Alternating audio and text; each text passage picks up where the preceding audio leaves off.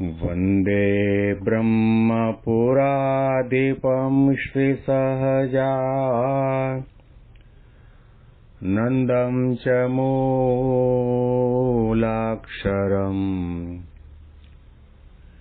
श्रेयस्कारणसद्गुणैकनिलयम् श्रीप्रागजिह्वावत ब्रह्मोपासनधारकं गुरुहरिं यज्ञं तथा योगिनं प्रत्येवं प्रमुखं महन्तमनिशं श्रीजेस्वरूपं मुदा મહિમાનો મહિમા પ્રવચન માળામાં આજે 17મી જુલાઈ 2025 ગુરુવારના દિવસે તમામ સંતો હરિભક્તોને મારા સાષ્ટાંગ પ્રણામ. જય સ્વામિનારાયણ. હેપી વચનામૃત દ્વિશતાબ્દી મહોત્સવ. હેપી પ્રમુખ સ્વામી મહારાજ શતાબ્દી મહોત્સવ. છેલ્લા 45 દિવસથી આપણે ગઢડા અંત્યનું 25મું વચનામૃત સાંભળતા હતા. અતિ અગત્યનું વચનામૃત, બુદ્ધાનું વચનામૃત. ભગવાનના ખરા ભક્ત કોને કહેવાય અને ભગવાનની પ્રસન્નતા પ્રાપ્ત કરવા માટે સાધકે કઈ કઈ પ્રકારની આધ્યાત્મિક સાધના રાખવી જરૂરી છે, ક્યાં ક્યાં જાણપણું અને અંતરદ્રષ્ટિ કરવાની જરૂર છે, એ બધી વિગત બહુ સુંદર રીતે મહારાજે આ વચનામૃતમાં આપણને આપી. એ વચનામૃતની આપણે ગઈકાલે સમાપ્તિ કરી. અત્યારે આજથી હવે બીજા આગળના વચનામૃતનો આપણે પ્રારંભ કરી રહ્યા છીએ. સ્વામિનારાયણ હરે વચનામૃત ગરડા અંત્ય પ્રકરણનું 26મું. મન ઇન્દ્રિયોને દાબીને વર્તે તેવા સંતનું. સ્વામિનારાયણ હરે સંવત 1885 કાર્તિક સુધી એકાદશીને દિવસ સ્વામી શ્રી સહજાનંદજી મહારાજ શ્રી ગઢડા મધ્યે દાદા ખાચરના દરબારમાં શ્રી ગોપીનાથજીના મંદિરને વિશે વિરાજમાન હતા અને સર્વ શ્વેત વસ્ત્ર ધારણ કર્યા હતા અને પોતાના મુખારવિંદની આગળ પરમહંસ તથા દેશના હરિભક્તની સભા ભરાઈને બેઠી હતી. 1885ની સાલ અને કારતક મહિનાના શુક્લ પક્ષની એકાદશીનો પરમ પવિત્ર દિવસ. 1886ની સાલમાં મહારાજ પોતે ધામમાં પધાર્યા છે. એના લગભગ 1.25 વર્ષ પહેલા મહારાજ આ વચનામૃતની અંદર અદભુત વાતો કરી રહ્યા છે તે આપણે સાંભળીએ છીએ. એકાદશીનો દિવસ એટલે ત્યાં રહેલા સંતો હરિભક્તો તો ખરા, પણ આજુબાજુના વિસ્તારના હરિભક્તો પણ એકાદશીના દિવસે મહારાજના દર્શન કરવા માટે, મહારાજની અમૃતવાણીનું પાન કરવા માટે, સેવા સત્સંગ કરવા માટે આવ્યા હશે. મહારાજ પોતે બિરાજમાન છે ક્યાં આગળ? ગોપીનાથજીના મંદિરને વિશે બિરાજમાન છે. પછી શ્રીજી મહારાજે એમ વાર્તા કરી જે ભગવાનની પેઠે સેવા કરવા યોગ્ય એવા જે સંત તે કેવા હોય. મહારાજ પોતે કૃપા વચન કહી રહ્યા છે. કોઈએ પ્રશ્ન પૂછ્યો અને એનો જવાબ આપે એવી બાબત નથી. મહારાજે વિચાર એ પણ કર્યો હશે કે અનંત કોટી બ્રહ્માંડોની અંદર પુરુષોત્તમ તરીકે મારું સૌ કોઈ તો ભજન કરે છે, પરંતુ મારી સાથે સાથે મારા સંતનું પણ ભજન થાય, સંતનો પણ મહિમા ગવાય અને સંતનો પણ લોકો સમાગમ કરીને સાક્ષાત્કારને પામે એવા પ્રકારના વિચાર સાથે મહારાજ પોતે સામે બેઠેલા સંતો હરિભક્તોને પ્રશ્ન કરી રહ્યા છે અને કહી રહ્યા છે કે ભગવાનની પેઠે સેવા કરવા યોગ્ય એવા જે સંત તે કેવા હોય.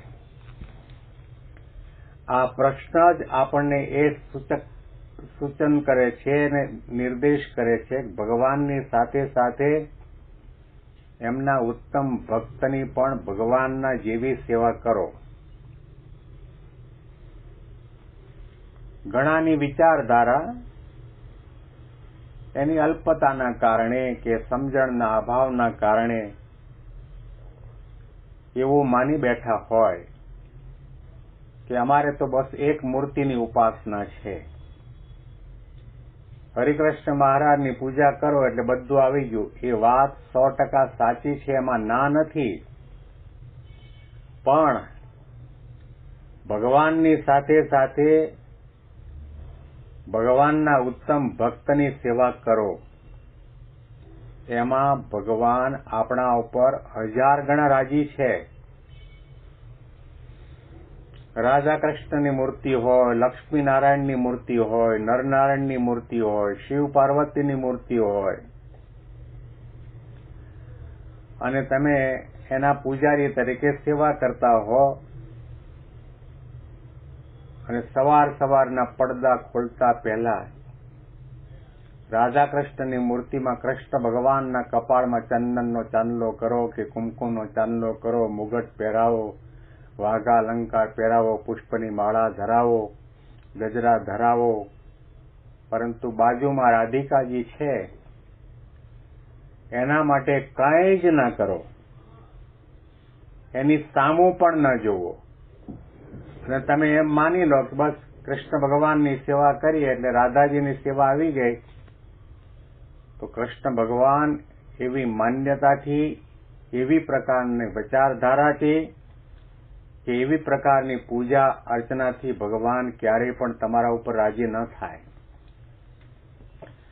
સારંગપુર મંદિરના મહંત એવા પૂજ્ય સંત વલ્લભ સ્વામી ઘણા વર્ષો સુધી એમના દર્શન સેવા સમાગમ કરવાનો લાભ મને પ્રાપ્ત થયો અને કેવો હોય તો કહી શકાય કે એ અમારા ફેમિલી ગુરુ કહેવાય.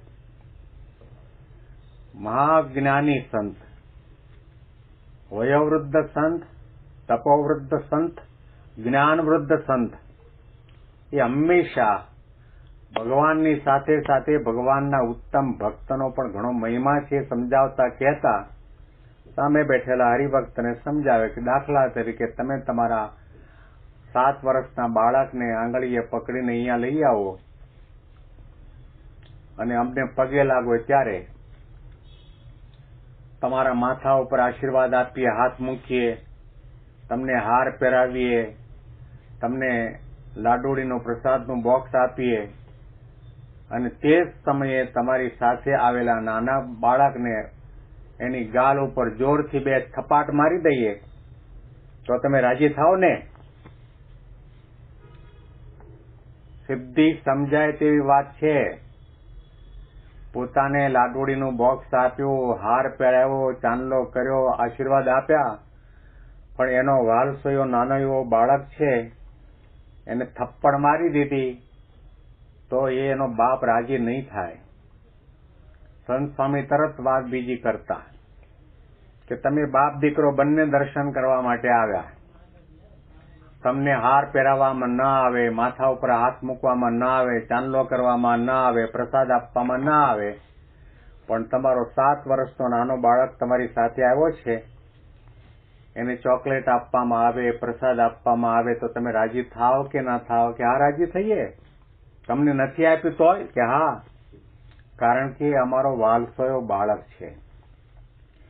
એમ શ્રીજી મહારાજ અને શાસ્ત્રોક્ત સિદ્ધાંત એવી પ્રકારની વાત કરે છે કે ભગવાનની સેવા કરો, ભગવાનનું ભજન કરો, ભગવાનની ભક્તિ કરો, ભગવાનની પૂજા કરો, ભગવાનનું સ્મરણ કરો.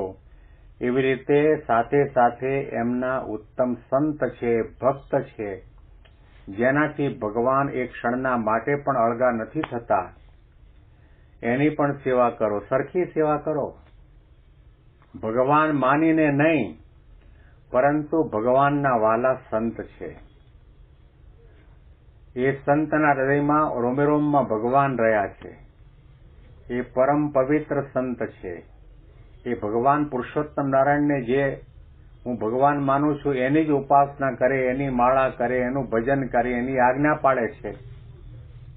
એવી પ્રકારના પવિત્ર સંત માનીને, ભગવાનના અતિશય ડિયરેસ્ટ અને નિયરેસ્ટ સંત માનીને તમે ભગવાનની સાથે સાથે ભગવાનના જેવી સેવા ભક્તિ કરો તો ભગવાન તમારા ઉપર અતિશય રાજી થાય. આ એક સૈદ્ધાંતિક મુદ્દો છે.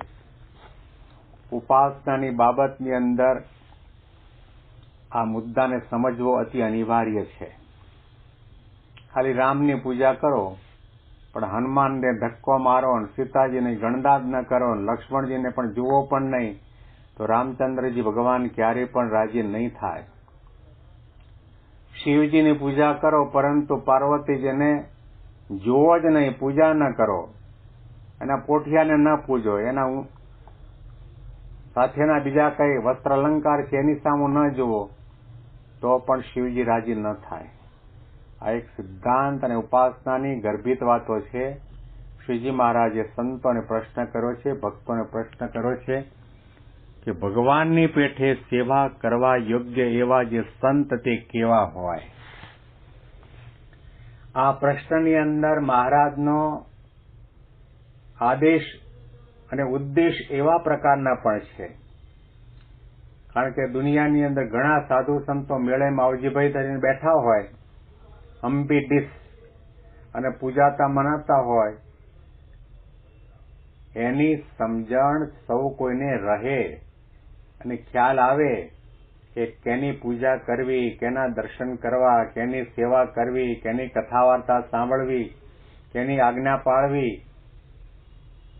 સાધક બીજા રવાડે ચડી ન જાય અને આંધળે બેરું કૂટાઈ ન જાય એટલા માટે મહારાજે આવો પ્રશ્ન કર્યો કે ભગવાનની પેઠે સેવા કરવા યોગ્ય એવા જે સંત તે કેવા હોય. અતિ અગત્યનો પ્રશ્ન છે. આના અનુસંધાનમાં વિશેષ વાતો આપણે આવતીકાલના પ્રવચનમાં સાંભળીશું. તમામ સંતો હરિભક્તોને મારા સાષ્ટાંગ પ્રણામ. જય સ્વામિનારાયણ.